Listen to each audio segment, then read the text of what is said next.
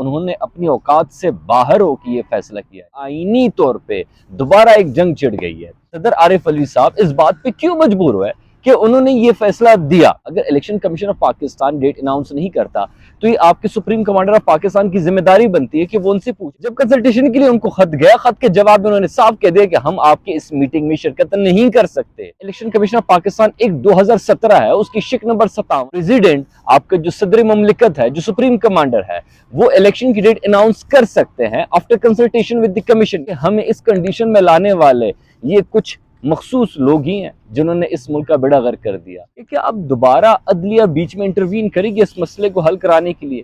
بسم اللہ الرحمن الرحیم، میں ہوں بیدی صفان، آپ دیکھ رہے ہیں میرا فیس بک اور یوٹیوب چینل۔ کل سے ایک بہت بڑی نیوز یہ ہے کہ جناب صدر عارف علوی صاحب نے یک طرفہ طور پہ فیصلہ دیا ہے کہ جناب 9 اپریل کو دونوں صوبے یعنی خیبر پختونخوا اور پنجاب میں انتخابات ہوں گے۔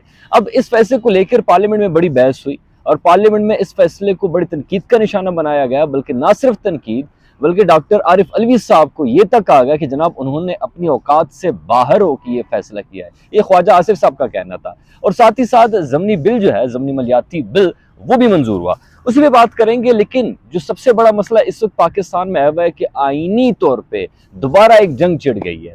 اب دیکھنا یہ ہے کہ کیا صدر عارف علوی صاحب نے آئین کے مطابق کوئی ڈیسیجن لیا ہے یا آئین سے ہٹ کے لیا ہے۔ اگر آئین سے ہٹ کے عارف علوی صاحب نے کوئی ڈیسیجن لیا ہے تو آرٹیکل 6 سے مرتکب ہو سکتے ہیں، یعنی آئین سے غداری ہو سکتی ہے۔ اگر اتنا بڑا ڈیسیجن اور ایسے طریقے سے وہ ڈیسیجن لیتے تو شاید آرٹیکل 6 بھی لگ سکتا ہے۔ مگر سوال یہاں پہ یہ پیدا ہوتا ہے کہ جناب آخر صدر عارف علوی صاحب اس بات پہ کیوں مجبور ہوئے کہ انہوں نے یہ فیصلہ دیا؟ اب تھوڑا سا پس منظر میں جاتے ہیں۔ آئین کے مطابق جب اسمبلی ڈیزالو ہو جاتی ہے، یعنی گورنر صاحب نوٹیفیکیشن پہ سمری پہ دستخط کر دیتے ہیں، اسمبلی نے ڈیزالو ہو جانا ہے، اور اسمبلی کی ڈیزالو ہوتی ہے ودن 90 ڈیز ہمارے پاکستان کے آئین کے مطابق وہاں پہ دوبارہ سے انتخابات ہونے ہیں۔ اب انتخابات کے لیے سارا جو معاملہ ہے وہ الیکشن کمیشن کی طرف چلا جاتا ہے۔ اب یہاں پہ ایک طرف سے ایک پارٹی بن جاتی گورنر صاحب، جو کہ اپنے اس پی ڈی ایم گورنمنٹ کی خاطر ڈیٹ اناؤنس نہیں کر رہا ہے۔ اب جب وہ ڈیٹ اناؤنس نہیں کر رہا ہے، الیکشن کمیشن کو چاہیے تھا کہ وہ ڈیٹ اناؤنس کرا دیتے، چونکہ الیکشن تو ہونے ہی تھے، 90 روز کے اندر ہونی ہے، اور اگر 91 روز پہ یہی نگران سیٹ اپ ہوتا ہے تو یہ آئین کے ساتھ غداری ہے۔ اب اگر election commission of Pakistan date announce نہیں کرتا تو یہ آپ کے سپریم کمانڈر آف پاکستان کی ذمہ داری بنتی ہے کہ وہ ان سے پوچھے جناب آپ آئین سے باہر ہو کے کیوں کام کر رہے ہیں؟ اگر 90 دن میں انتخابات نہیں ہوتے تو ہم آئین کے ساتھ غداری کر رہے ہیں۔ انہوں نے بلایا جناب الیکشن کمیشن آف پاکستان کو اپنے پریزیڈنٹ آفس میں کہ آپ آ جائیں، اس پہ کنسلٹیشن کرتے ہیں۔ جب کنسلٹیشن کے لیے ان کو خط گیا، خط کے جواب میں انہوں نے صاف کہہ دیا کہ ہم آپ کے اس میٹنگ میں شرکت نہیں کر سکتے۔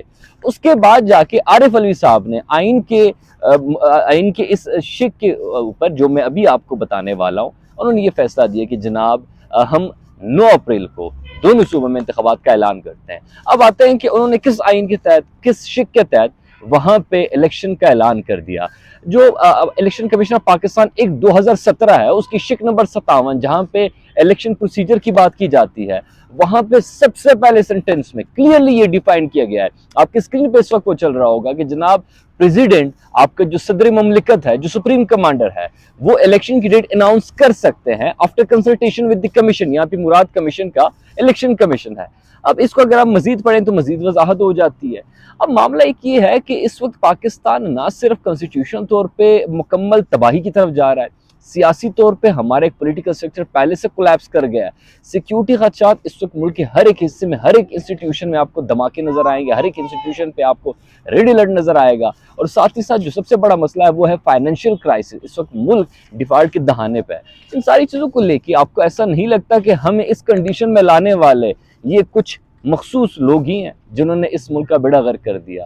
یہ ایک سائیڈ پہ رکھ دیتے ہیں۔ اب بات کریں گے اس وقت کانسٹیٹیوشن کرائسس کی۔ ایک سوال میں آپ کی طرف چھوڑ رہا ہوں کہ کیا اب دوبارہ عدلیہ بیچ میں انٹروین کرے گی اس مسئلے کو حل کرانے کے لیے؟ اس آئین کی تشریح کرنے کے لیے دوبارہ عدلیہ کو انٹروین کرنا ہوگا۔ اگر وہ انٹروین کرتے ہیں بیچ میں تو اس کا رسپانس کیا ہوگا؟ اور دوبارہ یہ جو پارلیمنٹ ہے، پارلیمنٹ اس وقت جو قیاس کا شکار ہے، اس کا مقصد کیا ہے؟ اگر ہر ایک فیصلے کے لیے عدالت کے لیے جاتے ہیں ہم لوگ کہ جناب اس کی تشریح آپ کرا دے، ہر ایک فیصلہ پارلیمنٹ کے بجائے آپ کے روڈوں پہ ہو، ہر ایک فیصلہ پارلیمنٹ کے بجائے آپ کے ٹاک شوز میں ہو، ہر ایک فیصلہ پارلیمنٹ کے بجائے آپ کے جلسوں میں ہو، تو آپ کے پارلیمنٹ ہاؤس کی ضرورت کیا ہے؟ یہ سوال میں آپ لوگوں پہ چھوڑتا ہوں۔ مجھے کیا اجازت، اللہ حافظ۔